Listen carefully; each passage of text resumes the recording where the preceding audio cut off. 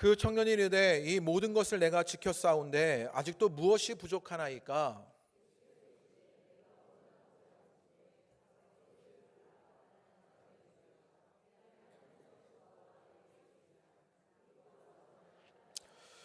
그 청년이 재물이 많음으로 이 말씀을 듣고 근심하며 가니라.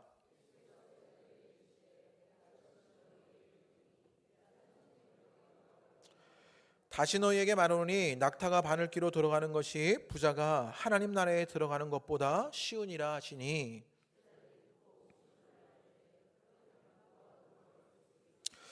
예수께서 그들을 보시며 이르시되 사람으로는 할 수 없으나 하나님으로서는 다 하실 수 있느니라.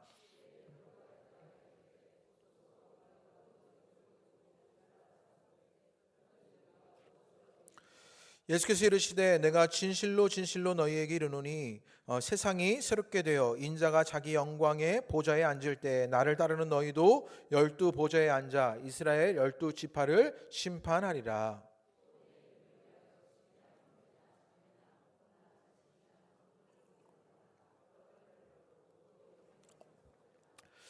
그러나 우리 함께 읽겠습니다. 그러나 먼저 된 자로서 나중되고 나중된 자로서 먼저 될 자가 많으니라. 아멘. 할렐루야. 오늘 예배하실 때 주님의 큰 은혜가 여러분 가운데 임하시게 되기를 주님의 이름으로 축복합니다. 우리 앞뒤에 계신 분들, 옆에 계신 분들에게 우리 반갑습니다. 그렇게 한번 인사하시지요. 반갑습니다. 네, 반갑습니다. 또 우리 이웃을 사랑하는 마음으로 우리 사랑합니다. 그렇게 한번 인사하겠습니다. 사랑합니다. 네. 공동체 안에 그 사랑이 넘치는 은혜가 있게 되기를 바랍니다.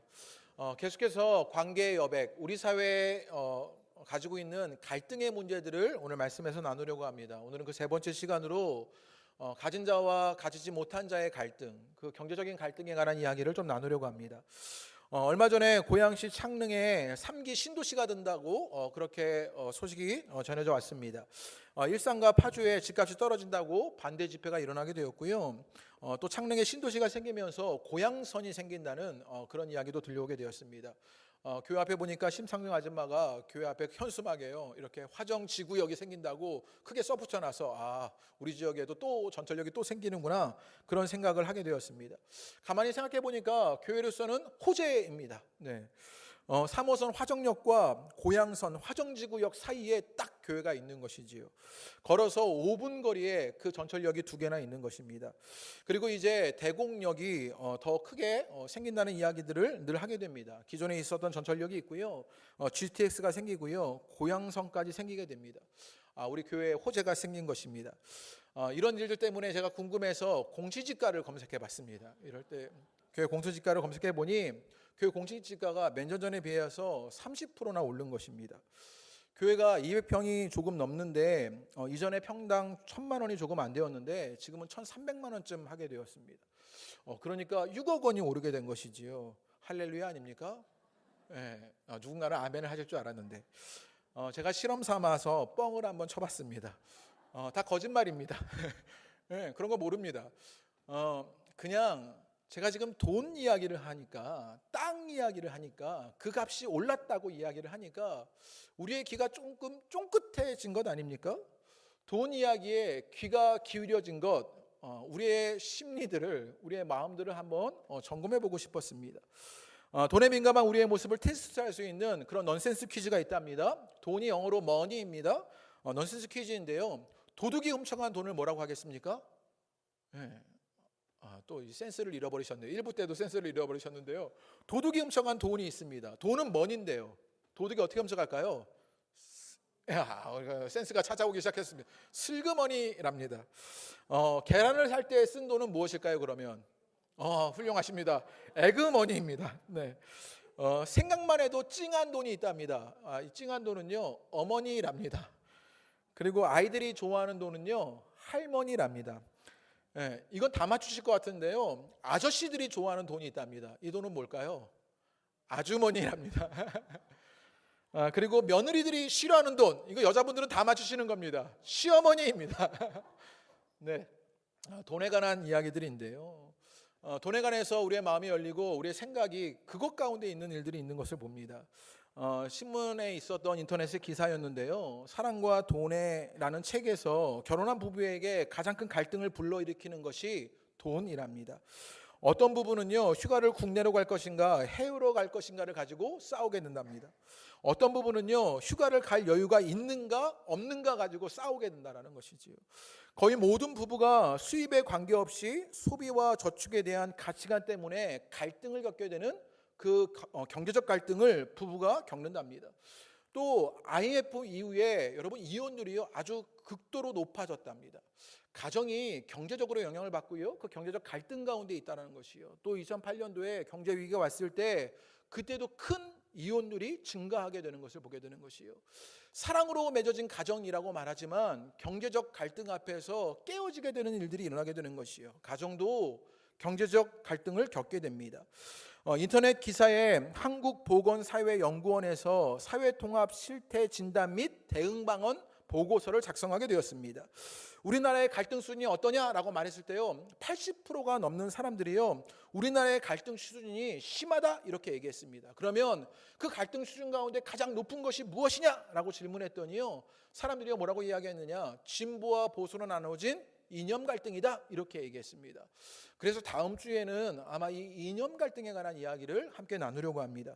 그리고 이어서 그 갈등이 심하다고 말한 것들이 있는데요, 정규직과 비정규직 간의 갈등 이게 82%가 되었고요, 경영자와 노동자 간의 갈등 이게 82% 정도 되고요, 또 가난한 사람과 부유한 사람의 갈등 이것이 80%가 되었습니다. 경제적 지위에 관한 것과 경제적인 일들에 관한 것에 대한 갈등이요 80% 이상으로 이 사회에 그 갈등이 심하다라고 답한 것을 보게 되는 것이에요. 이 사회도요, 경제적인 지위나 그 경제적인 소유 때문에 갈등을 겪고 있는 것을 보게 되는 것이에요. 우리 사회가 겪고 있는 갈등의 현 주소를 보고 있는 것입니다. 그렇다면 우리가 다니고 있는 교회는, 또 우리가 공동체로 모여 있는 이 교회 안에는 그 경제적 갈등이 없겠습니까? 여러분에게 공동체의 부서가 맡겨졌다고 생각해 보십시오. 여러분 마음속에 먼저 떠오르는 것은 무엇입니까? 이제 부서가 맡겨졌으니까 내가 기도해야겠구나, 말씀으로 이끌어야겠구나, 맡겨진 지체들을 사랑해야겠구나 라고 보단 공동체를 어떻게 물질로 섬겨야 하지? 내가 물질이 얼마나 있어서 이것을 섬길 수 있을까? 물질을 감당할 수 있을까? 이것이 먼저 떠오르는 것이 우리의 생각들 아닙니까? 또 교회에서 경제적 안정과 성취를 이룬 분들이 목소리가 더 힘을 얻게 되는 일들이 일어나는 것이 교회 안에서 일어나는 일들 아닙니까? 얼핏 보면요, 그래도 우리 호선학교회는 그런 갈등이 없는 교회인 것만 같습니다. 비교적 평화하고 많은 분들이 그런 경제적인 갈등을 그렇게 겪지 못하고 있는 것만 같아요. 작년쯤에 일어났던 일인데요, 제가 예배를 드리고 이제 인사를 하라고 교회 주차장 앞에 서 있었습니다. 그런데 교회 주차장에요, 벤츠 한 대가 서 있는 거예요. 그런데 벤츠 중에서도 흔히 볼 수 있는 벤츠가 아니라 E클래스 이런 벤츠가 아니라 S클래스의 벤츠입니다. 갑자기 숫자를 딱 보니까요, 숫자도 높아요. 그러니까 억대가 넘는 그런 벤츠가 저희 교회 앞에 서 있는 것이지요. 그리고 예배를 마치고 한 중년의 남성분이 그 차를 타고 가셨습니다. 그리고는요, 제가 그 차가 쫙 빠져나가는 모습을 보면서요, 제가 한마디 했지요. 우리 교회 오실 분은 아니네요. 제가 이렇게 이야기했습니다. 제가 왜 이렇게 이야기하게 되었냐, 우리 교회는요, 고만고만한 경제적 스펙트럼 안에 들어간 분들이 다니시는 교회의 모습인 것이지요. 제가 가만히 생각해 보니까 아주 잘 사시는 분이 있는 것도 아니고 아주 가난한 분이 있는 것도 아닙니다. 제가 보니 서민에서 중산층까지의 분들이 다니시는 교회가 우리 교회가 아닌가 싶습니다. 그래서 우리 교회를 냉철하게 살펴보니 어쩌면 교회의 갈등을 겪지 않는 것이 아니라 교회의 문이요, 극빈자들이나 가난한 자들에게는 닫혀 있는 것이 아닌가 생각해 보게 되었습니다. 우리 교회의 노숙자들이라거나 정말 어려운 분들이 우리 교회에 편히 찾아와서 예배드릴 수 있는 그런 문이 열려져 있는가? 라고 생각해 보니 우리 교회는 그런 것 같지 않았습니다. 그저 비슷한 경제 규모를 가진 사람들의 모임으로 그렇게 신앙생활을 하고 있는 것이 우리의 모습인 것을 보게 되는 것이에요. 그래서 그 안에서 경제적인 차이와 갈등조차 일어나지 않도록 담을 쌓고 있는 것이 우리 교회의 모습은 아닌가 돌아보게 되었던 것입니다. 교회도 그 경제적 갈등에서 자유롭다고 말하기가 어려운 것을 보게 되는 것이에요. 그러면 이런 경제적인 갈등 속에서 우리는 어떤 신앙적 태도를 갖고 신앙적인 실천을 해야 하는가? 오늘 말씀 속에서 그것을 나눠보게 되기를 원합니다. 오늘 본문의 이야기는 우리가 너무나 잘 아는 이야기지요. 한 부자 청년이 예수님께 찾아옵니다. 영생을 어떻게 얻겠습니까? 라고 말하니까 예수님이요, 계명을 지켜야 한다 라고 말씀하십니다. 그러면서 이 부자 청년이 내가 이런저런 계명을 다 지켰습니다 라고 말하니까 예수님께서 그렇다면 한 가지, 네 모든 소유를 팔아서 가난한 자들에게 나눠줘라 라고 말하니까요, 이 부자가 근심하여서 돌아가게 됩니다. 이 일을 일어난 이후에 이제 제자들이요, 예수님과 대화하게 됩니다. 예수님이요, 부자는 천국에 들어갈 수 없다 이렇게 말씀하여 주십니다.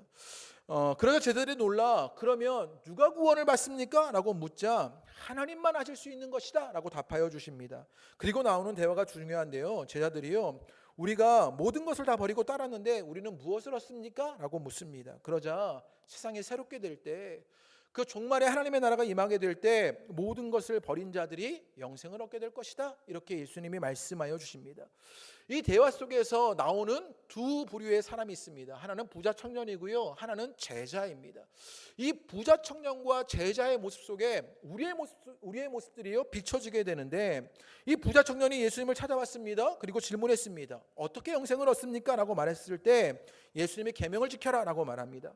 그리고 예수님이요, 핵심을 찌르는 한마디를 하시는데, 우리 21절의 말씀을 다 같이 읽겠습니다. 그 계명을 다 지켰습니다 라고 부자 청년이 말하자 이제 예수님께서요, 정말 그 마음의 중심을 꿰뚫어 보는 질문을 하십니다. 우리 21절을 다 같이 읽겠습니다. 시작. 예수께서 이르시되 내가 온곤할진대 가서 내 소유를 팔아 가난한 자들에게 주라. 그리하면 하늘에서 보화가 내게 있으리라. 그리고 와서 나를 따르라 하시니, 설교를 준비하면서요, 이 21절을 읽는데 마음에 막 안도감이 생기는 거예요. 왜 마음에 안도감이 생겼냐면, 이 요구를 부자 청년에게 하셨으니 얼마나 다행이냐, 나에게 하셨으면 내가 어떻게 할 뻔했나, 이런 마음이 드는 거예요. 이 부자 청년에게 예수님이 직접 말씀하셨으니까 정말 다행이다, 막 이런 마음이 들었습니다. 여러분, 여러분에게 예수님이요, 내 소유를 팔아 가난한 자들에게 주라 이렇게 말씀하셨다면 여러분은 이 말씀의 요구대로 문자 그대로 순종하실 수 있겠습니까? 네, 고개를 떨구고 계십니다. 눈을 마주치지 않으시려고 하십니다. 네. 아마 이 말씀에 순종하지 못할 수많은 이유들을 댈 수 있을 것입니다. 가정은 어떻게 합니까? 자녀는 어떻게 합니까? 생존은 어떻게 합니까? 돈이 악한 것입니까? 막 이러면서 여러 가지 이유를 댈 수 있지 않겠습니까? 실제로 오늘 말씀처럼 소유를 팔아서 가난한 자들에게 다 주어버리면 어쩌면 우리는요, 빈 털터리가 되어버리고 말 것입니다. 그리고 그렇게 경제적 어떤 그 자본주의 안에서 살지 못하고 어쩌면 공산주의 같은 일들이 일어나는, 그런 일들이 어쩌면 우리 사회에 일어나는 것, 예수님이 그런 요구를 우리에게 하시는 것만 같습니다. 그러면 우리가 정말로 우리의 소유를 다 팔아버리고 우리가 테레사 수녀님처럼 정말 가난한 자들을 위해서 헌신하고 수고하고만 하면서 살아야 하는 것입니까? 그렇다면 우리는 질문하겠지요. 가정은 어떻게 지키고 교회는 어떻게 지키고 사역은 어떻게 하겠습니까? 라고 질문할 수 있지 않겠습니까? 우리는 오늘의 말씀을 너무 문자적으로만 받아들이는데 예수님이 진정으로 그 마음속에 있는 것이 무엇을 물으셨는지를 봐야 합니다. 지금 예수님은요, 이 부자 청년에게 네가 가난해져야 한다, 네가 무소유해야 한다 라고 말씀하시는 것이 아닙니다. 지금 예수님의 이 질문은, 요구는 무엇을 말씀하고 계시는 것이냐, 네가 지금 어디에 지배를 당하고 있느냐, 어디에 종속됐느냐를 묻고 있는 것입니다. 이 부자 청년에게 계명을 지킨 네가, 이웃을 사랑하라고 말했던 네가 지금 어디에 종속되어 있고 어디에 지배를 당하느냐를 묻고 있는 것이에요. 그래서 그 질문의 요구 앞에 부자 청년의 반응을 보면요, 우리 22절을 읽어보겠습니다. 부자 청년이 어떻게 반응했느냐 다 같이 읽겠습니다. 시작. 이 말씀을 듣고 근심하여 가니라. 부자 청년이요, 재물이 많아서 근심하여 가버립니다. 영생을 얻고자 예수님께 왔지만 그는 여전히 어디에 지배를 당하고 있는 것이었습니까? 재물에 지배를 당하고 있는 것이었습니다. 물질에, 돈에 종속된 사람이 이 부자 청년이었던 것을 보게 되는 것이에요. 여기에 주님이 우리에게 말씀하시고자 하는 것이 있습니다. 문제는요, 부자인가 가난한 것이냐가 문제가 아닙니다. 어디에 지배를 받고 어디에 종속되어 있느냐가 문제입니다. 부자이지만 재물에 지배당하지 않고 종속되지 않은 사람도 있습니다. 드물지만 부자인데 재물에 지배받지 않고 종속되지 않은 사람도 있고요. 그런데 역으로요, 가난한데 재물에 지배를 당하고 종속되는 사람이 있습니다. 지금요, 예수님은요, 이 부자 청년에게 네가 부자이냐 가난하느냐가 중요한 것이 아니라 어디에 지배를 받고 어디에 종속되어 있느냐, 그것을 묻고 있는 것입니다. 삶의 주체가 하나님과 말씀이냐라고 묻고 있는 것입니다. 그런데 이 부자 청년은 재물의 지배를 받고 있는 것입니다. 재물에 종속되어져 있는 것입니다. 그런데 그때 예수님은요, 얼마를 가졌느냐가 문제가 아니라 얼마나 붙잡혀 있느냐를 질문하고 계시는 것을 보게 되는 것이에요. 그런데 이 모습에 우리들의 모습들이 비춰지기도 합니다. 우리들에게도 그런 일들이 일어나고 있지 않습니까? 자녀들이요, 취직을 하면 무엇이 번뜩 머릿속에서 떠오르십니까? 자녀가 취직한 이곳이 신앙생활 잘할 수 있는 것이냐, 하나님 주신 비전을 따른 것이냐 보단 연봉이 얼마고 경제적인 안정을 취할 수 있는 것이냐를 따지지 않습니까? 집을 사면요, 교회와 가까운 곳, 그리고 이곳이 주님을 예배하는 처소가 되어야겠다라고 생각하기보다는 집값이 오르고 돈을 벌어야 하는 직장과 가까워야 하고 자녀들의 교육 문제에 장애가 없는 곳은 아닌가를 염두에 두고 있는 것이 아닙니까? 노후를 준비하면요, 삶을 나눌, 신앙을 나눌 공동체가 있느냐를 고민하기보다 한 달에 얼마를 쓸 수 있느냐, 내가 얼마나 저축되어 있느냐가 더 고민인 것이 우리들의 모습이 아닙니까? 제가 경제활동을 부정하고자 하는 것이 아닙니다. 물질에 지배당하고 종속된 우리들의 모습을 발견하고자 하는 것이지요. 모든 삶의 과정을요, 돈과의 관계로 엮어내는 것입니다. 무슨 일을 하든지 돈과 연관지어 생각하는 것입니다. 돈과 관계없는 일에서는요, 마음이 가지 않고요, 일상을 이끄는 힘이 돈이 되어버린 것이요, 재물에 종속되고 지배당하는 우리들의 모습을 보게 되는 것이요. 어떤 분들은요, 그래도 우리는 부자 청년 같지는 않다, 그 정도는 아니다 라고 생각하시는 분이 있을지 모릅니다. 그래서 나는 헌금도 한다, 11조도 하고 교회 감사헌금도 한다, 구제도 하고 선교도 한다, 사역을 하면서 여러 사람들에게 베풀며 돈을 쓰기도 한다 라고 안위하실지 모르겠습니다. 그런데 그런 비슷한 모습을 가지고 있는 제자들의 모습도 봐야 하는데, 우리 27절의 말씀을 읽어보겠습니다. 지금 베드로가 예수님께 다시 한번 묻는데요, 베드로의 질문을 한번 보시지요. 27절의 말씀을 읽어보겠습니다. 시작.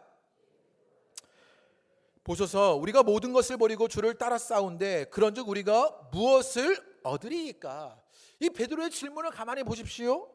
우리가 모든 것을 버리고 주를 따라 싸운데, 이렇게 얘기합니다. 주님, 내가 모든 것 버리고 예수님 따랐잖아요, 이렇게 말하고 있는 것입니다.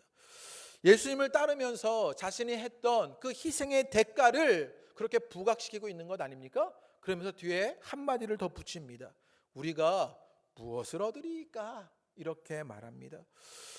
우리 속에 있는 그 신앙의 보상 심리가 이 베드로에게 비춰지고 있는 것 아닙니까? 내가 모든 것 버리고 예수님 따랐는데 그러면 내가 무엇 얻겠습니까? 라고요, 그 신앙의 보상 심리를 말합니다.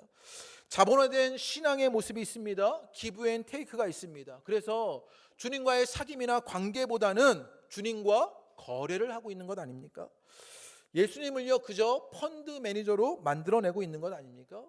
백석대 최영삼 교수님이요, 이것을 고상하게 어떻게 표현했냐면, 부자 청년은요, 현세주의에 빠져 있고 제자들은요, 공로주의적 현세주의에 빠져 있다, 이렇게 말했습니다. 이 말이 참 공감이 가는 이야기입니다. 부자 청년은요, 현세적입니다. 재물에 그리고 종속되고 지배당한 일들이 있었는데, 지금요, 이 제자들은 공로주의적 현세주의에 빠져 있는 것이지요. 내가 모든 것을 버리고 주님을 따랐는데 그러면 나는 무엇 얻습니까? 라고 말하는 그 공로주의적 현세주의의 일들이 이 제자들에게 그리고 우리들에게도 있는 것이지요. 부자 청년과 제자들의 겉모습이, 그 생활 양식은 조금 다른 듯하지만 그 속은 별반 다름이 없습니다. 무엇입니까? 그 현세주의, 그 물질의 지배를 당하고 종속되어지는 것입니다. 내가 이만큼 해드렸으면 내가 무엇 얻을 수 있습니까? 라고 묻고 있는 것이죠. 그렇다면 예수님은요, 왜 이것을 경고하고 계셨을까요? 물질이 우리의 삶을 불편하게 하거나 편리하게 하는 것 정도로 머무르지 않기 때문입니다. 물질이 있고 없는 것에 따라 조금 불편하거나 편리하는 정도가 아니라, 여러분, 물질 때문에 우리의 삶이 지배를 당하고 영혼까지 파괴되는 일들이 있기 때문입니다. 이 물질의 지배력이 무섭기 때문입니다. 어느 교회에 김 집사님이 있습니다. 이 집사님이요, 돈을 주식에 투자한 것이지요. 많은 돈을요 끌어다가 주식에 투자하였습니다. 그러면요, 이 마음속에 지배당하는 것이 무엇이겠습니까? 아침 저녁으로요 무엇을 확인하겠습니까? 주식의 현황들을 보겠지요.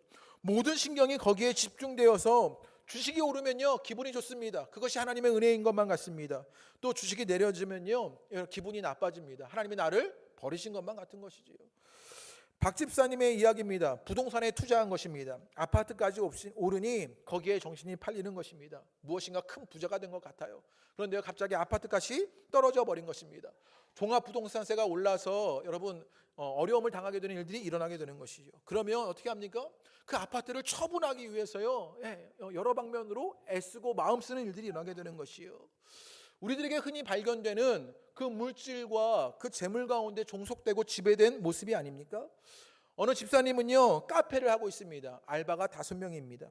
이 카페 사업을 하는 집사님에게 여러분 가장 관심 있는 것은 무엇이냐? 최저시급입니다. 이 정부가 하는 최저시급에 늘 신경이 쓰입니다. 인건비에 신경을 곤두서고 살고 있는 것이요. 물질에 종속되고 지배를 당하게 되자 마음과 삶이요 거기에 빼앗겨 버립니다. 물질의 지배력을 보게 되는 것이요. 삶이 영혼이 그 모든 것이 마음이 돈의 지배를 받게 되는 것이요. 에릭 프롬의 소유냐 존재냐라는 아주 유명한 책이 있습니다. 그래서 To Have or To Be라는 책이 있습니다. 그런데 이 책에 보면요 쾌락을 소유의 감정으로 말합니다. 그러니까 우리 가운데 소유의 감정이 있는데 그것이 충족되는 것이 쾌락이라는 것이지요. 그리고 존재적 감정으로 얻게 되는 것이 무엇이냐? 그게 기쁨이라고 말합니다. 그런데 오늘날 자본주의, 이 소비지향적인 자본주의를 살아가는 우리들은요 물질의 지배를 당하고 종속된 현대인들은요 소비를 통해서 행복을 느끼게 되는 것이지요. 그렇지 않습니까? 돈 쓰는 재미가 있잖아요. 우리 남편이요 딱 카드를 주면서 마음껏 써. 그러면요 그때는 우리 남편이 제일 좋아 보이는데요. 돈을 못 벌어온 우리 남편은요 칼을 들었다 놨다 막 하게 되는 것이죠. 이런 일들이 일어나게 되는 것이요. 돈을 쓰는 재미가 있는 것이지요.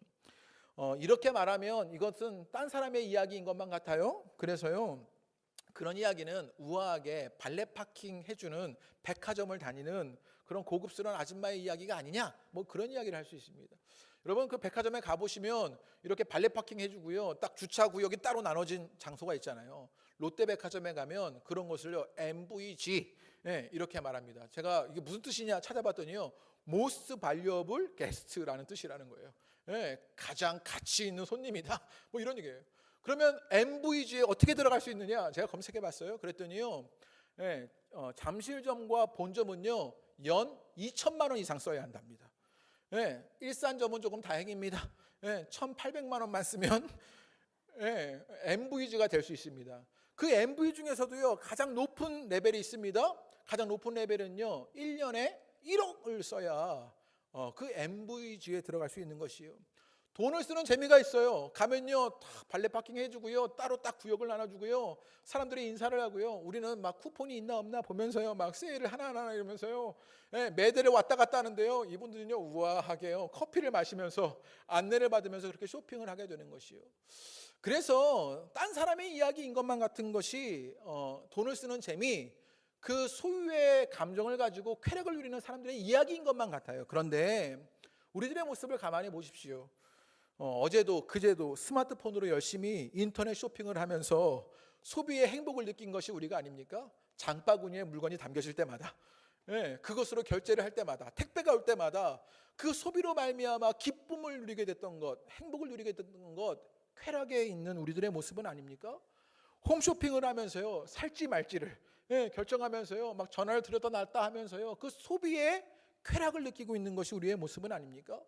이게 여자분들의 이야기 같아 남자분들은 공감이 안 될지 모르겠지만 여러분 남자분들은요 전자기기를 사면서 행복한 게 우리들 아닙니까? 핸드폰을 아이폰 X로 바꿔야 되겠다 막 이러면서요 막 검색을 하게 되고요 뭐 아이패드를 사면서요 무엇인가 하나 얻어진 것 같고요 뭔가 새로운 기기들을 만들어내면서 무엇인가 얻는 것 같은 것이요. 소박하긴 하지만 작긴 하지만 소비의 소유적 감정으로 욕망을 채우는 데서 오는 즐거움을 좋아하고 즐기는 것이 우리들의 모습 속에 담겨진 것이 아닙니까? 존재적 기쁨보다는 소유의 쾌락을 쫓는 그런 모습이 우리 가운데 있는 것은 아닙니까? 우리도 어쩌면 재물에 종속되어지고 지배를 받고 있는 것 아닙니까? 우리의 모습을 돌아봐야 하는 것이요.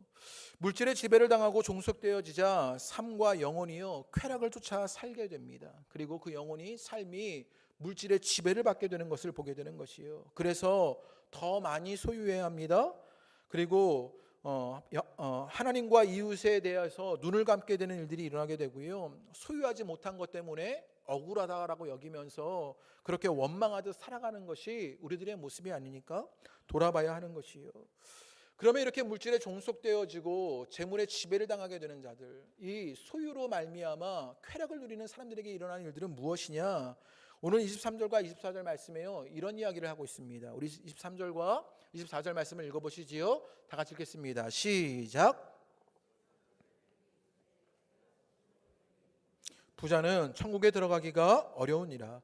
다시 너희에게 말하노니 낙타가 바늘기로 들어가는 것이 부자가 하나님의 나라에 들어가는 것보다 쉬우니라 하시니.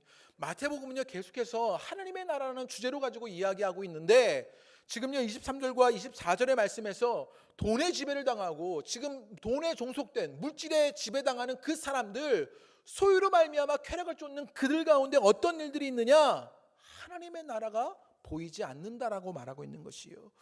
부자가 하나님 나라에 들어가기 어렵다는 것은요 물질의 지배를 받고 종속되어 개인의 쾌락을 쫓을 때 하나님 나라의 삶을 받아들일 수 없게 되었다라고 말하고 있는 것입니다.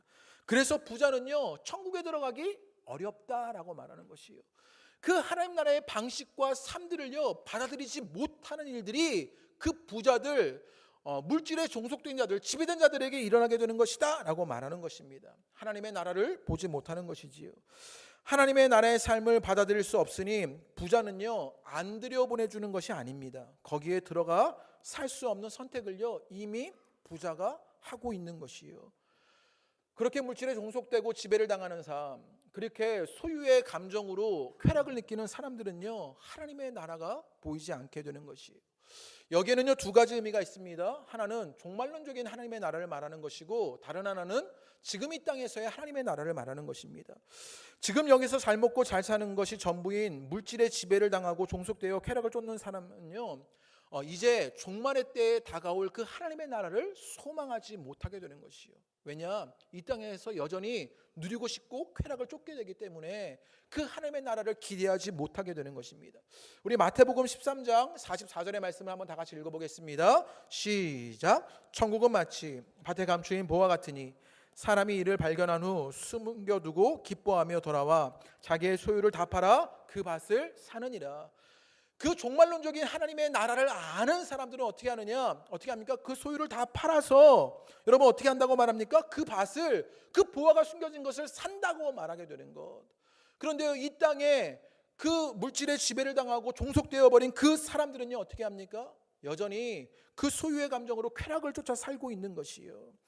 하나님의 나라를 소망하고 하나님의 통치, 하나님의 다스림을 따르는 것이 아니라 돈이 지배하고 돈에 종속된 삶을 살기 원하며 그것으로 누려지는 쾌락을 쫓게 되는 것이요. 그래서 종말론적인 하나님의 나라를 보지 못하는 것입니다.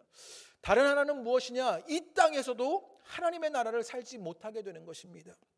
이 땅에서 하나님의 나라가 주는 그 존재적 기쁨, 하나님의 백성으로서 구원받은 사람으로서 누려지는 그 관계적 기쁨, 그것들을 누리지 못하는 것이지요. 그래서 값없이 아낌없이 줄 수 있는 그 사랑을 모릅니다.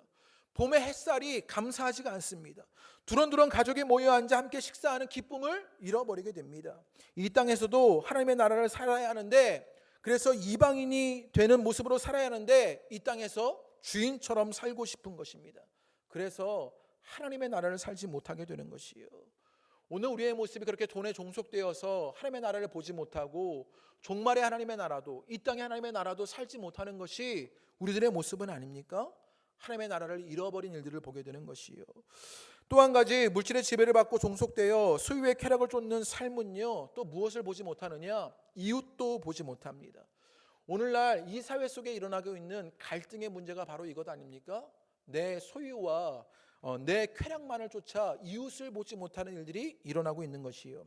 우리 21절 말씀을 다시 한번 읽어보겠습니다. 예수님이 부자 청년에게 무엇을 요구하고 계시느냐? 다 같이 읽어보겠습니다. 시작.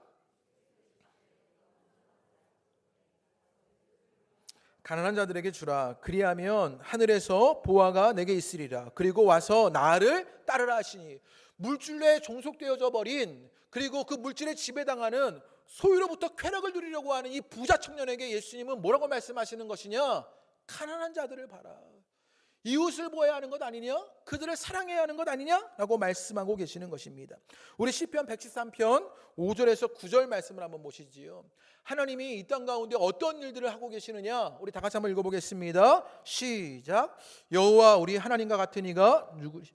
높은 곳에 앉으셨으나 스스로 낮추사 천지를 살피시고 가난한 자를 먼지 더미에서 일으키시며 궁핍한 자를 거름 더미에서 들어세워 지도자들 곧 그의 백성의 지도자들과 함께 세우시며 또 임신하지 못하던 여자를 집에 살게 하사 자녀들을 즐겁게 하는 어머니가 되게 하시는도다. 할렐루야. 정말 할렐루야가 나오는 그런 구절이 아닙니까? 하나님이 어떤 일을 하시느냐? 하나님은요, 높은 곳에 앉으셨던 분입니다. 그런데 스스로 낮추시고 천지를 살펴주십니다. 우리 모두를 돌보아 주시는 것이지요. 그래서 가난한 자를요, 먼지 더미에서 일으키신답니다. 궁핍한 자를요, 거름 더미에서 들어 세우신답니다. 그래서 그들을요, 지도자들과 함께 세우는 일들이 일어나게 된다는 것이요. 이게 하나님이 하신 일들 아닙니까? 또 임신하지 못한 여자를요, 집에 살게 해서 자녀를 즐겁게 하는 어머니가 되게 한답니다. 이것이 하나님이 하신 일들 아닙니까? 말씀의 지배를 받고 주님께 종속되어 기쁨이 누리는 사람들에게 나타나야 할 그 하나님의 일들이 우리 가운데 있는 것들을 보게 되는 것이요. 얼마나 더 가질 수 있을까가 아니라 가난한 자들에게, 이웃에게 얼마를 더 나눌 수 있을까를 고민해야 하는 것이요. 여러분의 고민이, 여러분의 경제활동이 그런 일들이 되기를 주님의 이름으로 축복합니다. 그래서 우리는 하나님 나라의 그날에 눈을 떠야 합니다. 가난한 자들, 이웃의 눈을 떠야 하는 것이요. 여러분에게 그 일들이 일어나시게 되기를 주님의 이름으로 축복합니다. 가장 바람직한 사회는요, 가난한 사람이거나 부자이거나 물질에 종속되지 않는 삶이 보장되는 것입니다. 가난하지만 부자이지만 여러분 물질에 종속되지 않은 그 삶이요, 보장되는 사회가 되는 것이요. 이게 쉽지 않지만 여러분 쉽지 않아서 여러분 우리가 그것을 해야 하는 것입니다. 특별히 그 쉽지 않은 일, 사회가 일어나지 못하는 그 일 누가 해야겠습니까? 교회가, 그리스도인 된 우리가 그 일을 감당해야 하는 것이요.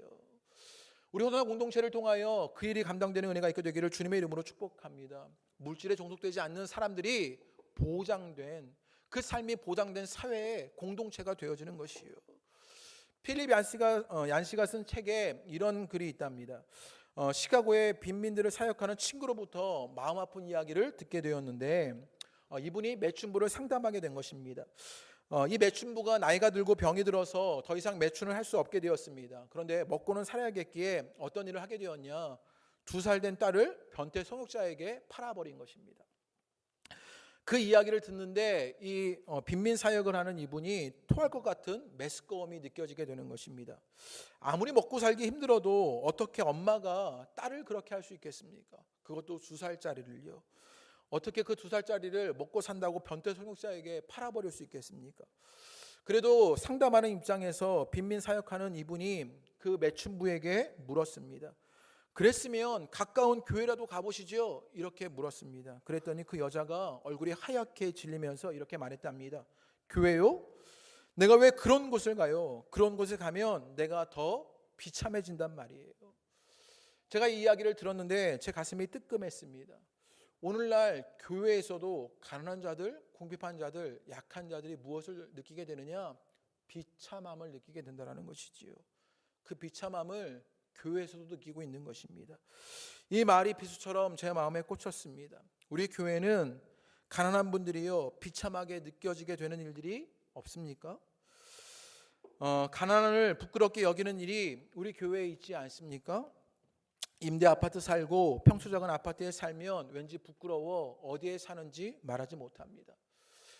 많은 돈을 받지 못하는 일을 하게 되면 그것을 말하지 못합니다.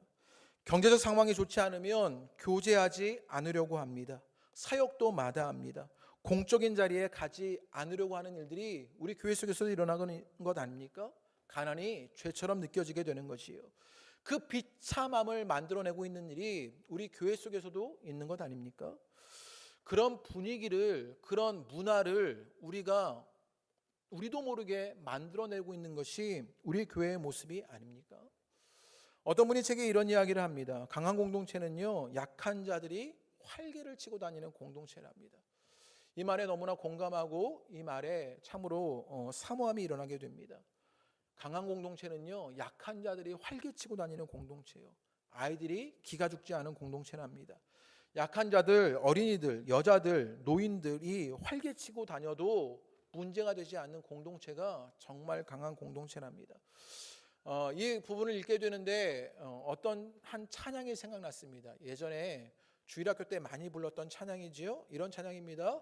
사막에 샘이 넘쳐 흐르리라, 사막에 꽃이 피어 향내 내리라, 주님이 다스리는 그 나라가 되면은 사막이 꽃동산 되리. 후렴이 중요합니다. 사자들이 어린 양과 뛰놀고 어린이들 함께 뒹구는 참 사랑과 기쁨의 그 나라가 이제 속히 오리라. 2절에는 이렇게 찬양합니다. 독사굴에 어린이가 손 놓고 장난쳐도 물지 않는 참 사랑과 기쁨의 그 나라가 이제 속히 오리라. 하나님의 나라는요, 주님의 그 기쁨이 넘치는 그 나라는요, 여러분, 사자들이요 어린 양과 뛰논답니다. 약한 자, 어린이들, 가난한 사람들, 노인들도요 활개치고 다닐 수 있는 그 공동체가 되어지는 것이요, 비참함을 느끼는 것이 아닙니다. 가난이 죄처럼 느껴지는 것이 아닙니다. 노약자들, 약한 자들, 어려운 자들, 힘겨운 자들이, 궁핍한 자들이, 가난한 자들이 활개치고 다닐 수 있게 되는 것이요, 가난한 자가 비참해지는 공동체가 아니라 활개치고 다니는 공동체가 되어야 하는 것이요, 그것을 만들어내는 일이 우리 가운데 주어지게 되는 것이요, 그 이웃을, 그 가난한 자들을 볼 수 있는 눈들이 우리 가운데 있게 되기를 주님의 이름으로 축복합니다. 우리가 기억해야 할 것이 있습니다. 생명의 신비는요, 모든 것이 연결되어 있고 공유된다는 사실입니다. 여러분, 생명은요, 무엇 하나가 잘못되면요, 그 아픔과 그 문제를 함께 겪을 수밖에 없는 것이요, 생명의 일들로 나타나는 것입니다. 이 지구촌에 일어나는 일을 보십시오. 지구촌 어딘가에 그 생명이 사라지게 되면요, 그 생명만 사라지는 것으로 아픔 당하는 것이 아니라, 여러분, 이 온 지구가 아픔을 당해야 하는 것이 이 생명에 연결된 공유된 습성인 것을 보게 되는 것이요, 하나님이요 교회를 향해서 뭐라고 말씀하셨느냐, 예수님이 머리가 되시고 우리는 그분의 몸이 된다고 말씀하셨습니다. 유기체적인 그런 공동체라고 말씀하여 주시는 것이요, 생명의 신비 속에 우리 모두가 연결되고 공유되었던 것입니다. 그런 차원에서 가난한 자들, 이웃들을 바라보는 것, 그들을 향한 나눔은요, 구제나 자선이 아닙니다. 내가 무엇인가 할 수 있어서 내가 나누고 여러분 구제해야 하는 것이 아닙니다. 내가 남을 돕는 것이 아니라 나를 위해서 하는 것입니다. 그것을 기억하는 것이에요. 왜냐? 생명이 연결되어 있기 때문입니다. 그가 잘 사는 것, 그가 기뻐하는 것, 그가 함께 안락한 삶들을 누리게 되는 것이 나를 위한 일임을 보게 되는 것이요, 그의 역사가 우리 호소나 공동체 안에 있게 되기를 주님의 이름으로 축복합니다. 함께 기쁨을 누리게 되는 삶이요. 안도현 시인의 가난하다는 것은 이라는 시가 있습니다. 제가 한번 읽어드리지요. 가난은 가난한 사람을 올리지 않는다. 가난하다는 것은 가난하지 않은 사람들보다 오직 한 움큼만 덜 가졌다는 뜻이므로 늘 가슴 한쪽이 비어 있어 거기에 사랑을 채울 자리를 마련해 두었으므로 사랑하는 이들은 가난을 두려워하지 않는다. 이런 시입니다. 이 시에요 이런 말이 있는데요, 가난하지 않은 사람들보다 오직 한 움큼만 덜 가졌다는 뜻으로. 그런데 그 덜 가진 것에 무엇이 있느냐? 사랑을 채울 자리를 마련했답니다. 우리 가운데 그 관계의 여백 속에 그 가난한 자들을 위하여, 이웃을 위하여 사랑을 채울 자리를 마련할 일들이 있게 되기를 주님의 이름으로 축복합니다. 그래서요, 사랑하는 교회는 가난을 두려워하지 않습니다. 물질이 없는 그것, 여러분 겁날 일이 아닌 것이 되는 것이요, 물질에 종속되지 않고 그 물질에 지배당하지 않으며 소유의 쾌락을 누리는 것이 아니라 이제는 존재로서의, 생명으로서의 기쁨을 누리게 되는 것이요, 그의 역사가 우리 호소나 공동체 가운데 일어나게 되기를 주님의 이름으로 축복합니다. 말씀을 마치려고 합니다. 그런데 이 모든 것이 가능해지는 것이 있습니다. 돈의 지배와 종속을 벗어납니다. 소유의 쾌락에서 벗어납니다. 그리고 하나님의 나라를 봅니다. 가난한 자도 활개치며 함께 기뻐할 수 있는 그 일들이 어떻게 일어나게 되느냐? 25절과 26절의 말씀에 그 모든 것에 답이 있습니다. 우리 25절과 26절의 말씀을 마지막으로 읽겠습니다. 시작. 그러면 누가 구원을 얻을 수 있으리이까? 예수께서 그들을 보시며 이르시되 사람으로는 할 수 없으나 하나님으로서는 다 하실 수 있느니라. 여러분에게 이 말씀이 아멘으로 고백되기를 주님의 이름으로 축복합니다. 우리의 힘으로는요, 돈의 지배를 벗어날 수가 없습니다. 그 소유의 감정에서의 쾌락을요, 이겨내기가 어렵습니다. 부자 청년도 보십시오. 계명을 지키는 사람이었습니다. 영생의 갈망도 있는 사람이었습니다. 그러나 자신의 힘으로 그것 하지 못합니다. 그런데 예수님이 뭐라고 말씀하십니까? 사람의 힘으로는 할 수 없지만 하나님은 할 수 있다라고 말하는 것이요. 그 주님 앞에 서는 여러분 되시기를 주님의 이름으로 축복합니다. 그 주님을 믿으며 이제는 새로운 삶의 모습이 우리 가운데 일어나게 되기를 바랍니다. 그 주님으로 말미암아 이제는 하나님과의 관계 안에 있을 때 그분의 나라를 살고 말씀의 지배를 받고 주님께 종속되어집니다. 그러자 생명의 신비와 기쁨을 누리며 이웃을 바라보고 하나님의 나라를 살게 될 은혜의 역사가 일어나게 될 것입니다. 그 길을 살게 되는 우리 호소나 공동체가 되기를 주님의 이름으로 축복합니다. 우리 함께 찬양하겠습니다. 여러분들이 잘 모르실 수 있는 찬양인데요, 사랑은 참으로 버리는 것, 우리 주일학교 때 많이 불렀던 찬양인데요, 우리 전도사님이 모르더라고요. 제가 이 찬양을 뽑았더니요, 그래서 엘리트 주일학교 교육을 받지 못했구나. 엘리트 주일학교 교육을 받은 저는 이 찬양을 어렸을 때 너무 많이 불러서 너무나 잘 아는 찬양인데요, 우리 엘리트 주일학교 교육을 받은 여러분도 아마 아실 수 있는 찬양이라고 여겨집니다. 우리 함께 이 찬양 기쁜 마음으로 사랑은 참으로 버리는 것 함께 찬양해 보시겠습니다.